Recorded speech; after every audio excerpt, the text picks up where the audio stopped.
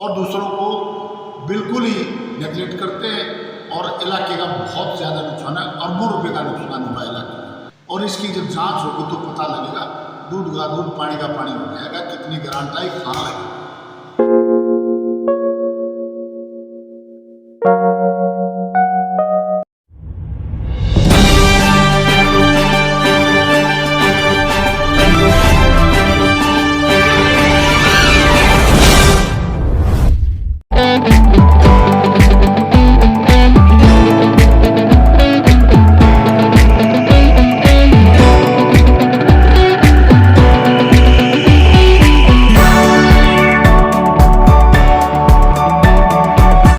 देखो, आज जो आपको बुलाया था प्रेस कॉन्फ्रेंस का मतलब ये कि भाई हमारे जो इलाके के अंदर जो कन्या महाविद्यालय है, इसके चुनाव की घोषणा हुई थी और उन्होंने घोषणा की थी कि भाई 11,000 रुपये का मेंबर हम बनाएंगे और इलाके के जो भी मेंबर बनना चाहता है प्रदेश का, देश का नागरिक वो बन सकता है।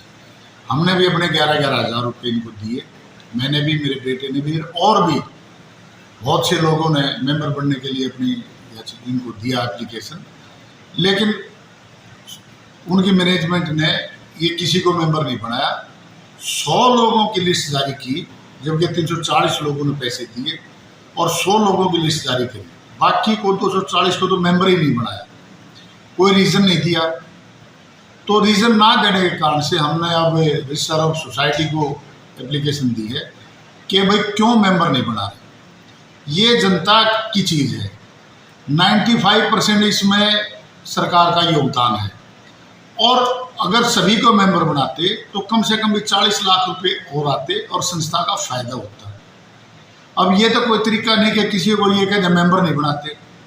जब हम भारत के नागरिक, खरखोदे के हम रहने वाले, 11,000 रुपये हमने इनको दिए, मेरे बेटे ने भी दिए और बहुत से लोगों ने दिए, तो उनका मेंबर ना बनाने का कोई रीज़न नहीं दिया इन्होंने। सिर्फ ये कह दिया कि हमने 11 आदमियों की कमेटी बना दी, वो जिसको बनाएगी वो बनाएगी। सर कौन है ये कहने वाले कि मेंबर नहीं बनाया गया? ये मैनेजमेंट के लोग हैं। मैनेजमेंट ये कहा कि हम मेंबर नहीं बनाते, तो उनको कोई राइट ही नहीं है। इसीलिए हमने अपील की है, पिटीशन दायर किया है कि भाई सबको अधिकार है, जो लोग आज मेंबर है, सोसाइटी जो चला रहे हैं, जो उसकी मैनेजमेंट है, उनको ही अधिकार नहीं है। पिछली बार का जो चुनाव है उसके लिए भी बड़ी धांधली हुई है, प्रधान कोई है, नाम प्रधान का किसी का प्रपोज था, तो ये सारे मनमाफिक तरीके से ये गलत चलाई जा रही है। और इसी बात पे हमने विरोध किया है और सभी को मेंबर बनाया जाए, और इस पे तब तक ये मेंबर नहीं बनाते, यहाँ पर एडमिनिस्ट्रेशन बिठाया जाए, एडमिनिस्ट्रेटर जो होगा उसी की नज़रों में जो वोटें बने और उन्हीं की नज़रों में ये चुनाव हो। सर कितने समय से कॉलेज चला रहा है और आज तक क्या कुछ फायदा या नुकसान इसके हुए होंगे? 1994-95 में तो ये कॉलेज स्टार्ट हो गया था। आज 28 साल हो गए कॉलेज को चलते हुए, और 28 साल के दौरान में 240 मेंबर इस मैनेजमेंट ने बनाए हैं, जबकि यहाँ कम से कम भी 15-20 हज़ार मेंबर हो जाने चाहिए थे। मैनेजमेंट का काम होता है, प्राइवेट सोसाइटी का काम होता है कि वो चंदा इकट्ठा करे लोगों से और वहाँ बिल्डिंग बनाए, और बिल्डिंग बना करके यहाँ लोगों की सुविधा के अनुसार यहाँ कोर्स लेके आए। अब इतने 28 साल में तो ये कम से कम यूनिवर्सिटी के लेवल तक पहुँचना चाहिए था।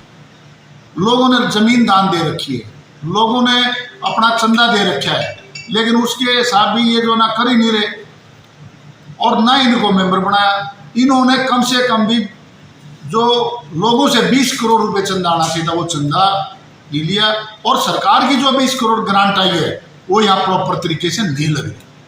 अगर हम आज कॉलेज में जा करके देखते हैं तो ये ऐसा लगता ही नहीं कि इतनी ग्रांट यहाँ लगी है। उस समय भी बहुत धांधलेबाजी हुई है। और अभी ये जो मेंबरों की फीस है वो कहाँ पर है वो फीस, जबकि हमारे से पैसे ले लिए गए और हमें मेंबर नहीं बनाया गया। कहाँ है वो पैसा, और क्यों सोसाइटी का नुकसान पहुँचाया? लोगों ने तो ये कहना चाहिए आओ मेंबर बनो, पैसा दो, संस्था में आएगा, संस्था का विकास होगा।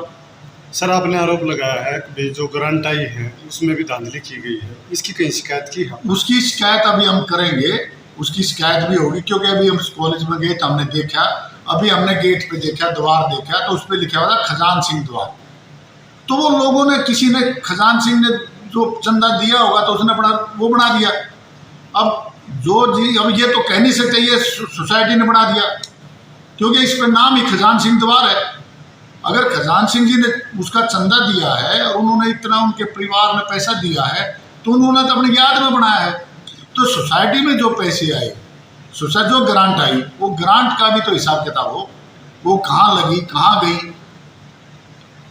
ये भी एक इशू है। अब आपकी क्या प्लानिंग रहेगी?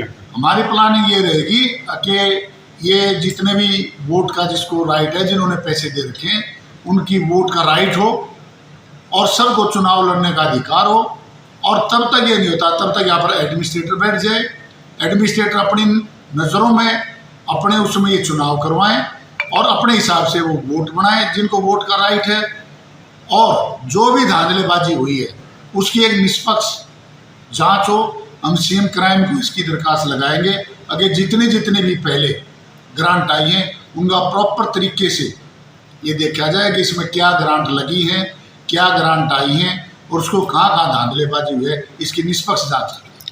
सर, इस कॉलेज को कई बार सरकारी कॉलेज करवाने की कोशिश की गई है, इस बारे में क्या कुछ बताओ? ये जनता ने सरकारी कॉलेज कराने की कोशिश की है, लेकिन मैनेजमेंट ने, जब पीछे हुड्डा की सरकार थी, उन्होंने डिमांड की थी, विधायक जयवीर जी ने कहा था कि इसका एक रेजोल्यूशन दे दो, हम इसको गवर्नमेंट का करवा देंगे। लेकिन उस टाइम की जो मैनेजमेंट थी वही मैनेजमेंट आज है, उन्होंने इसका कोई रेजोल्यूशन नहीं दिया। तब जो दूसरा कॉलेज सरकार ने घोषणा की कि हम वहाँ पर पीपड़ी में गवर्नमेंट कॉलेज बना देते हैं। हमारी तो प्लान थी कि ये पहले से ही गवर्नमेंट के अंदर चला जाता। और लोगों के साथ और एक बहुत ही विश्वासघात हुआ है कि गवर्नमेंट ये ज़मीन ही दान में इसलिए ली गई थी कि ये कॉलेज जो होगा वो गवर्नमेंट का कॉलेज होगा, ये कह के बिल्कुल नहीं लिया गया कि प्राइवेट सोसाइटी चलाएगी। और ये लोगों के साथ धोखा हुआ, बहुत ठगी हुई। और एक मैनेजमेंट इतने साल हो गए, 27 साल हो गए, 28 साल हो गए, अब एक प्राइवेट मैनेजमेंट चला रही है और जबकि कोई विकास नहीं, कोई वो नहीं। तो इसलिए बहुत धोखा हुआ, लोगों के साथ बहुत ठगी हुई है। आपके अनुसार 28 सालों में कितना लॉस इस कॉलेज को हुआ होगा? इसका कोई भरपाई नहीं कर सकता। जो हमारे यहाँ के इलाके की लड़कियों को जो नुकसान हुआ है, अगर ये उस टाइम गवर्नमेंट कॉलेज बन जाता तो इलाके को बहुत फ़ायदा होता।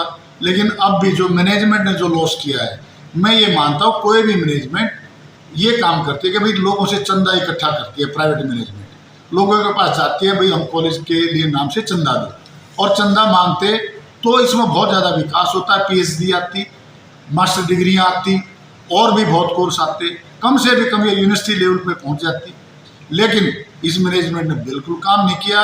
लोगों को पैसा देने जो आते हैं उनसे को भी ये कह देते कि हम तो लेते नहीं, ना ही हम मेंबर बनाते और हम ही बैठे हैं बस, और दूसरों को बिल्कुल ही नेगलेक्ट करते हैं। और इलाके का बहुत ज़्यादा नुकसान है, अरबों रुपये का नुकसान हुआ है इलाके का। और इसकी जब जाँच होगी तो पता लगेगा, दूध का दूध पानी का पानी हो जाएगा, कितनी ग्रांट आई, कहाँ लगी। किस तरह की जांच आप चाहते हो? अभी हम तो ये चाहते हैं कि सीएम क्राइम लेवल से इसकी जांच हो, एक पूरी क्राइम ब्रांच इसकी जांच करे, क्योंकि इतनी ग्रांट आई है जो कि यहाँ लगी नहीं है। हम वहाँ जाके देखते हैं तो 27 साल में जो कि 95% गवर्नमेंट की ग्रांट है और बाकी का लोगों ने चंदा दिया। आप लोग देख ही रहे, द्वार पे लिखा हुआ है खजान सिंह द्वार। ऐसे कितने लोगों ने जो दे रखा है, जो कि अपने नाम से उनसे बनवा रखे, लेकिन इन्होंने बिल्कुल ही नहीं।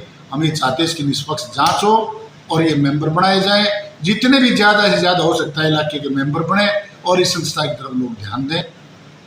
आप ये भी कह रहे हैं कि इस संस्था का इतने लंबे समय से एक ही प्रधान बनता आ रहा है, इसका क्या कारण है? और यहाँ इलाके के लोग इसके कई बार विरोध भी कर चुके हैं। मैं ये देखता हूँ कि जब वो दूसरे को मेंबर ही नहीं बनाएंगे, दूसरे लोगों को एंट्री नहीं देंगे, अगर हम मेंबर ही नहीं बनाते। हमारी 11 आदमी कमेटी बना दी हमने और उन्होंने ये डिक्लेयर कर दिया किसी को मेंबर ही नहीं बनाना, केवल अपने अपने आदमियों को मेंबर बनाना है।